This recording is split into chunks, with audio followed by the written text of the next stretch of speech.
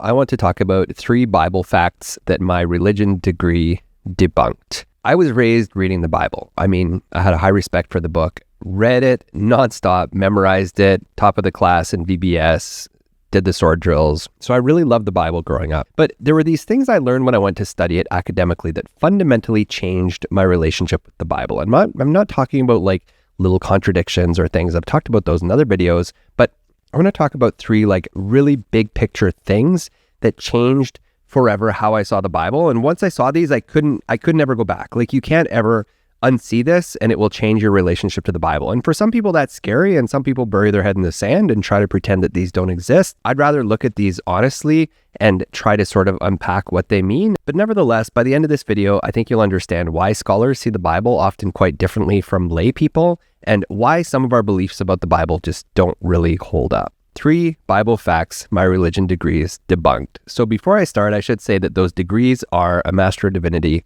Master of Arts in Theology, and a PhD in Christian Origins. And on this channel, I talk about the Bible and early Christianity mostly. So if you haven't done so yet, take a second, subscribe. The first thing I want to talk about is the idea that the Bible has an understanding of itself, that as a book, the authors of the Bible sort of understood that they were writing scripture. And then there is no better verse that kind of demonstrates this than 2 Timothy 3:16. All scripture is given by inspiration of God.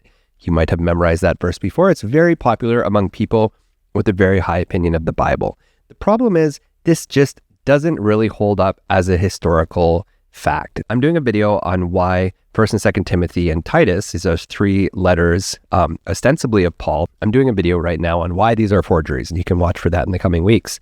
But the funny thing is, this verse has been used to do a lot of work in those types of communities that want to see the Bible as inerrant.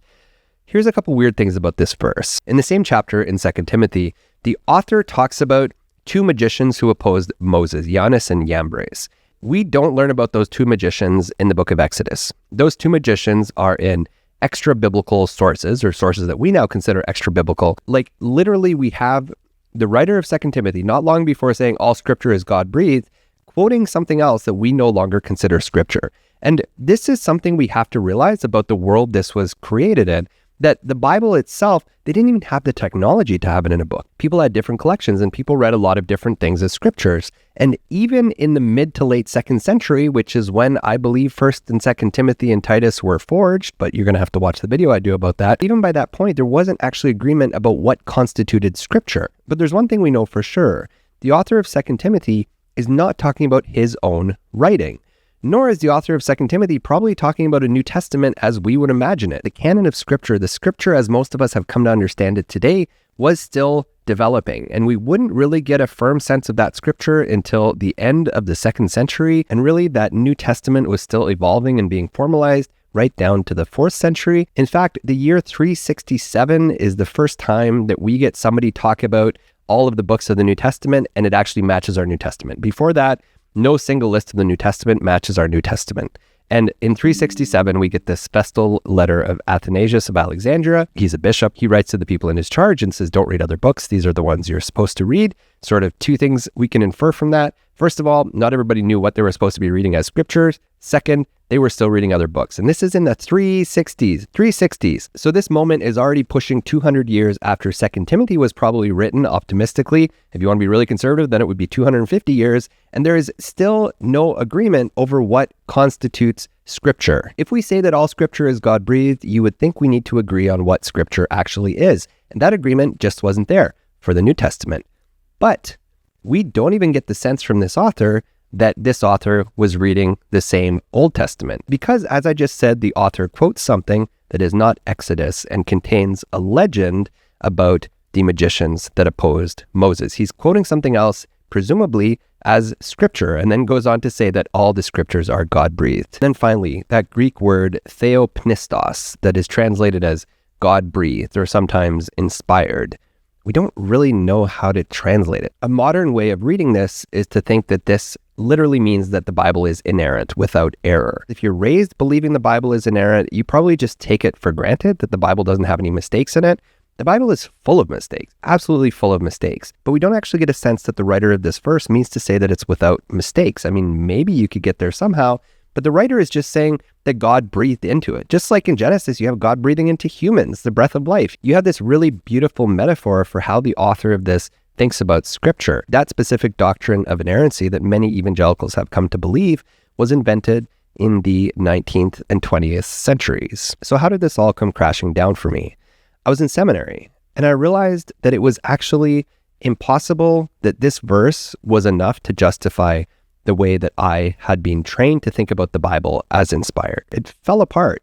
And moving forward, I had to reckon with a Bible that has a history, a Bible that even if you want to claim like it's God-breathed, like if you want to hold this as a theological position, you have to decide which Bible you're even talking about. Different traditions have different Bibles and have different books that they believe to be God-breathed, just like it looks like the author of 2 Timothy did. But then number two, and this is where I think beliefs about the Bible can get really, really dangerous.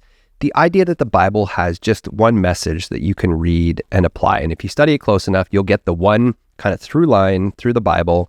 And we had a word for this when I was growing up. We called this biblical. Things that are biblical. There is a biblical definition of marriage, apparently. There's a biblical way to live your life. There are biblical ways to run your country. There are biblical ways to run your church. Like all of these things that we thought stemmed from one crystal clear message. If we just study this book carefully, we can come to a model of what is biblical, and it will help us decide how to live our lives and how to move through the world. The problem is there is nothing that is clearly biblical. Absolutely nothing. The process of determining what is biblical always comes from interpretation. And I remember, for example, the community I grew up in, women weren't allowed to speak. And we would look at this verse in 1 Corinthians chapter 11, and it says, if a woman prays or prophesies, she would have her head covered. She has to have her head covered. And my community growing up read that verse and thought that meant women have to have their heads covered all the time.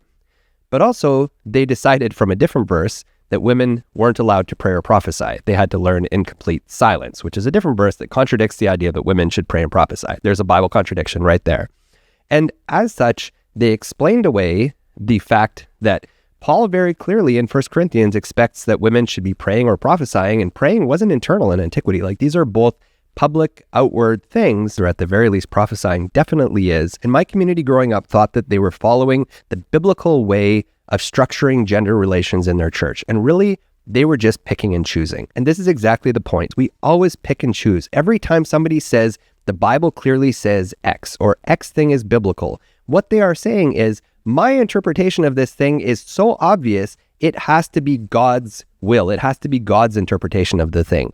And you know how you know this is problematic? Is because you have thousands of Protestant denominations that are literally based on slightly different expectations of what they think is biblical. It kind of falls on its head because you realize the Bible is always interpreted. When Jesus says, if your eye offends you, cut it out, we always say, well, yeah, that's metaphorical. But then Jesus says, if you look lustfully at a woman, you've committed adultery with her. And we say, yeah, that's like the community I grew up in said, like, yeah, that's legit. When Jesus says, sell everything you have and give it to the poor, or talks about the evils of wealth, we say, yeah, he's being metaphorical. It's okay as long as you like use your wealth for good or something like that. But then these vague restrictions on women that I've already mentioned were like, oh no, those are binding. We need to follow those to the letter, even though there's not one clear depiction of how women should be in worship throughout the New Testament. And this is where it can get incredibly dangerous, because what masquerades as biblical, what masquerades as like we're just following the Bible, often turns into one or two people or a group of people using the Bible as a tool of oppression, using their own interpretations to oppress and control others with a constant idea of what is biblical. The Bible is always interpreted, and moreover, this belief is very, very dangerous and has led to all sorts of oppression of people by people who think that the Bible just speaks. The Bible does not just speak. The third thing I always believed about the Bible is that the Bible preserved one religious movement, or maybe really optimistically two, but I didn't really think Judaism was a thing. I thought like, even though like Jews just didn't know it, Old Testament was to talk about the coming of Jesus, and New Testament was to talk about what Jesus did and the church he founded. So it was like the book of one religion. But when I actually went to study this, I realized that something very different was happening. The Bible is not the record of one community. The Bible is an attempt to manufacture one history from multiple communities and multiple expressions of Christianity, and we might even say multiple religions, but we'd have to get into definitions, and I can't do it in this video. When you look at the Hebrew Bible, you have multiple sources that have been brought together to try to form one narrative. Scholars call this the documentary hypothesis. It's not my area of expertise, but if you look at like Genesis 1 and 2, for example, this is famous, you get two different creation stories. In Genesis chapter 1, a God named Elohim, and that's plural, so this is like not the Trinity in the Old Testament. This is actually records of a more ancient form of this that was back from when Elohim was a polytheistic God. But anyways, separate conversation. A God named Elohim, who talks about themselves in multiple people, create the world. In Genesis chapter 2, a God named Yahweh creates humans, puts them in a garden, and then ends up stocking the garden with the things they need. These are two separate stories. And the attempts through the Hebrew Bible to bring multiple things together to create one tradition out of multiples, out of multiple ancient religions, out of multiple ways of understanding the Jewish God, even out of multiple like ethnic manifestations. The core tension, for example, between like the Jerusalem temple and its attempt to like solidify religious control over other areas. This is literally the story of using texts to create one religion from many. And actually the New Testament is exactly the same thing. If you read the New Testament, you're seeing documents that portray multiple very, very different Christian groups. And reading early Christian literature as a whole, you can tell that there was a mass variation in early Christian expression. The movement just exploded. There were Christian groups that believed that Jesus was created by God. There were Christian groups that believed you had to follow the law and be circumcised. There was Christian groups that believed Jesus didn't rise again, like all sorts of different groups. And you can actually see these in the New Testament. So for one, you might say, well, letters of Paul, like you see Paul's enemies. And what are Paul's enemies, who are rival religious teachers, always interested in? They're interested in like circumcision or like following the law, things like that. And this is what Paul is worried about. But even in our New Testament, you get documents from different forms of the Christian movement. The letter of James, for example, is very clearly against Paul. The letter of James famously says faith without works is dead, standing against Paul. And if you actually look at Romans and James side by side, they both use the example of Abraham in a totally contradictory way to explain the relationship between faith and works, because these are two very, very different types of Christian community. If you go to Revelation and read the letters to the 7 churches in Revelation, you will see that one of them talks about a synagogue of Satan. And many scholars think that the synagogue of Satan is probably the author of Revelation describing a Pauline church. So this person is probably standing against Pauline Christianity and calling a Pauline church the synagogue of Satan. So it's really wild to stop and realize that just like the Old Testament, the New Testament is also an attempt to create one literary harmony that pretends as if early Christianity was a single group when it clearly wasn't. And when you look down through the 2nd, 3rd, 4th centuries, as the canon is being created, you can see a movement that's trying to assert control, a movement that's trying to solidify what everyone needs to believe. And in so doing, pushing out people who believe in different ways, pushing out a lot of those various Christian groups, a few of which still snuck into our New Testament. It's so easy to look back now through the lens of the New Testament, through the lens of orthodoxy, things that many Christians just come to accept and say, yeah, the right people won, like the thing that was supposed to happen happened, and that's great. But when we do that, aren't we just falling into the trap of the people who created the New Testament? Aren't we just saying, yeah, okay, you told us that none of these many groups were real Christians and that you are the real Christians? If we just believe that uncritically, I'm sorry, but I don't think that's doing history. The process of putting the Bible together, both Old and New Testament,